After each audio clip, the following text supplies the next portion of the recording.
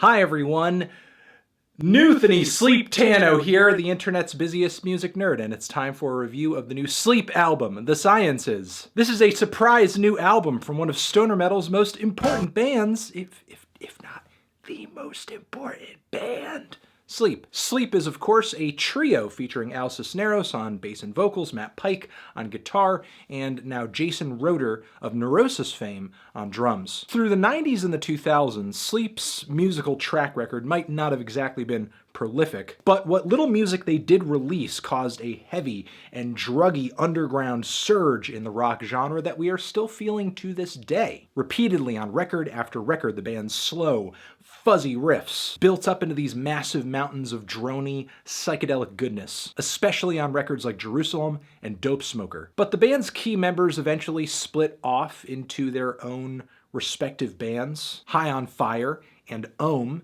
and while in a way it sucked to not have new music from Sleep every once in a while, what few records they did release each seemed like its own pivotal addition to the stoner metal genre. Plus, Matt and Al's output post-Sleep has been pretty great too. I mean, each one in their respective bands has come through with at least a couple of classic records. So now we're at a point where it's been 15 years since the release of the last Sleep album, their biggest, Dope Smoker. And of course, this new album came out on 420 and on Third Man Records, of all places.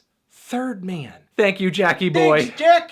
Thank you, Jackman. Thanks, Jackman. Thank you, Johnny Depp.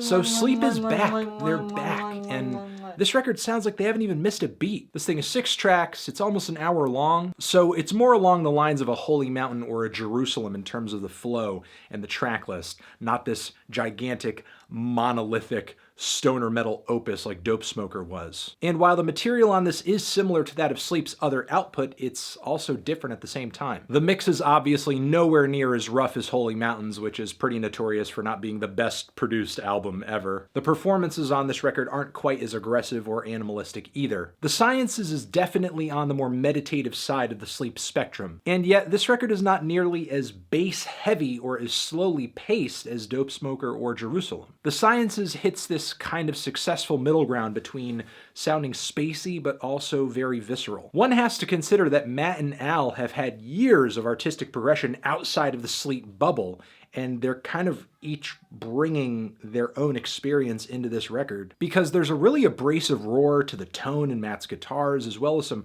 really aggressive and flashy soloing that wasn't quite as intense as it was on previous Sleep records. Al's bass work, I think, has only gotten more simplistic and meditative since his years in Ohm, and also he kind of brings that monotone, deadpan, chant-like vocal delivery that he kind of honed in that band. Not the guttural, bellowing vocals that one may be used to hearing on Sleep's older material. So on this record, in a way, fans can expect to hear elements of Ohm, High on Fire, and Sleep all at once. Thankfully, no matter whose creative input seems to be taking the reins on a given track, it all comes together pretty harmoniously. So pretty much every track on this thing, save for the tension-building intro, is a long, winding, jammy, and exciting rock rumination. The song MARIJUANAUT'S theme features these righteous, galloping riffs and drums that get louder and more intense as the track plods along. I just love the progressive intensity of the track. Also, Matt Pike rips this amazing, like, layered guitar solo in the last leg of the song that just overloads my brain. It's like great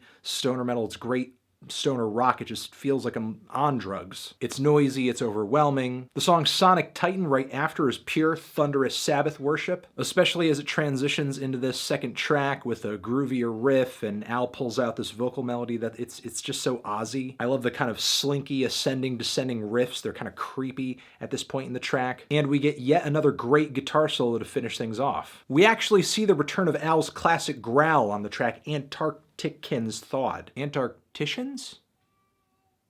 Antarcticans. It's the longest track on this thing at 14 minutes, easily one of the most epic. The lyrics feature all of this grand imagery of seas and ice and glaciers. As one of the more meditative points on the record, all I really wish for here is just that the mix had more bass on it, because while it's not terrible, it's certainly listenable, and the performances on this thing are great, it just feels a little too hollow or maybe even slightly tinny for a stoner metal record sometimes. We have even more Sabbath worship on this record on the track Giza Butler, a tribute to the band Star star bassist, opening up with a very pensive psychedelic guitar intro. The vocals are somewhat stiff, stiffer than they are on the rest of the record in my opinion, which is something that has kind of turned me off about some Ohm albums. While I think it goes over somewhat well on a majority of the tracks here, on this song, not so much. And given that it is a Butler tribute track, I guess I was expecting a little bit more bass work to kind of come to the forefront here. I mean, there is a bass solo on the tail end of the song, but I don't really care for the tone of the bass at all. Again, felt a little hollow. And even though I feel like this track might be a little bit of a low point on the album, it's all relative. I mean, in the grander scheme of things, it's still pretty enjoyable. And then we have The Botanist closing things up on this album, which is a very kind of moody, very dynamic track, takes things in a direction with these sparkling, spacious guitars that kind of remind me of some of the ballads on Metallica's Black Album. I mean, Sleep ain't writing a ballad or anything like that, but it's a pretty good tune. And I think a thoughtful, emotive way to end this album too. And that's pretty much the record from front to back. I mean, it's really good. Easily one of the better and more consistent comeback albums to come out in a while. A record that shows a band doing what they're known for, doing what they've done, and doing it incredibly well, showing that they still have it. It's not so different that it's reinventing the wheel or anything like that, or doing anything truly groundbreaking for the genre, but the band still did a really excellent job of writing new material, staying true to their sound, while also incorporating the various musical worlds that each person on this album has been living in for the past 10 to 15 years. I'm feeling a strong 8 to a light 9 on this record. Transition, have you given this album a listen? Did you love it? Did you hate it? What would you rate it? You're the best, you're the best. What should I review next? Hit the like if you like, please subscribe, and please don't cry. Hit the bell as well. And also over here next to my head is another video you can hit up. Do that. Hit that video up. Hit it up. Watch that video. Or hit the link to subscribe to the channel. Okay? All right, I'll see you guys in the next one. Love you forever.